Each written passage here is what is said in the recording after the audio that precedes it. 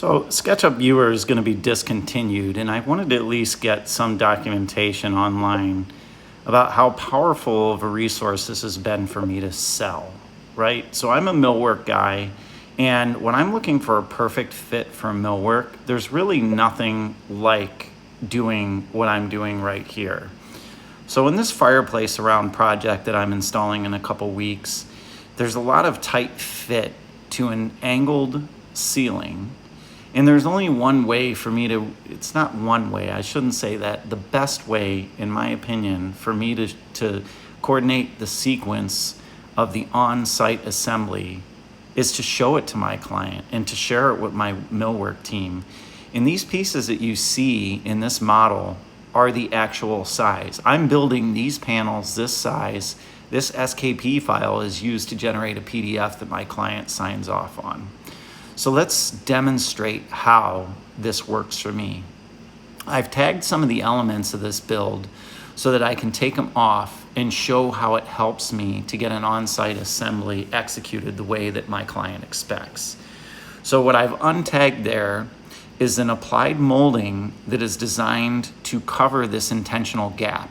The reason I have that gap in between the middle panel and the angled panel is so that I can push the panel that I just took off against the ceiling line, right? You're never gonna push the two sides against one another, one against the middle panel at the bottom, and then one against the ceiling at the header. So looking up, these are 16-foot ceilings in this great room, and when I'm standing on my platform and working there, I wanna make it as easy as possible. I know that this panel is gonna hug the masonry surface and it's gonna fit. I also know that I can push it up against the ceiling, leave that 3/4 inch gap that you saw in between the two panels for an intentional fit. That intentional fit is me getting that angled section, which is matched to the ceiling, up against the ceiling. And on this side, I left myself just enough room that when that applied molding goes on, it's gonna leave an even reveal on the header of the mid panel and the foot of that top angled panel. Now that's the section that I'm talking about there in the middle. When I put this applied molding back on, which is going to cover that gap, it splits the difference between the two reveals. Now to take it a step further, when I do the crown molding, which isn't shown in this video just because I didn't have an SKP file for that profile, I still took the trim footprint, which is going to be a second step that goes on to that applied molding. And my intention is for that molding to bed into the intersection of the ceiling. So there's the footprint from my molding, which I've just put on here. And here's a closer look. I know that that's going to press against the ceiling. And I also know what the reveal is going to be on my applied trim that's covering that gap between the two panels.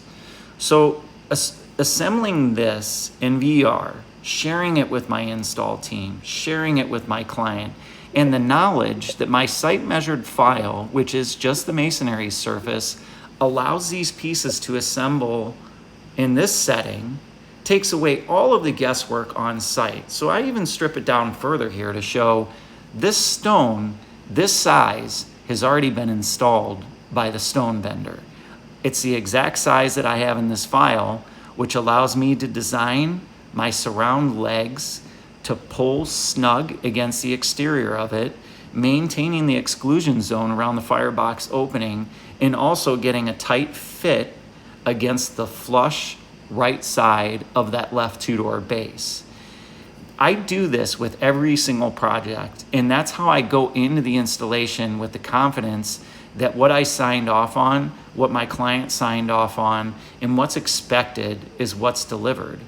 Also, when it comes down to planning, there's really no way to feel more confident than to do what I'm doing right here, right now, with the pieces that originate from the SKP file to show how the on-site assembly is planned, how it's gonna work, and how it's supposed to fit. Mantle box, another great example. The only way I know I'm gonna hug and fit is to have a site measured file to take the exact size piece and move it into position. Yes, I know you can do this on the desktop, but doing it in real space creates a level of certainty and a level of confidence, and also a second step to verify that what you signed off on is going to fit. This design has all kinds of challenging fits and features that I want to make sure that I've done a dry run through. This is essentially the installation in a digital setting prior to the installation taking place. And there it is. That's a nice fireplace surround, and one that I know is going to work out.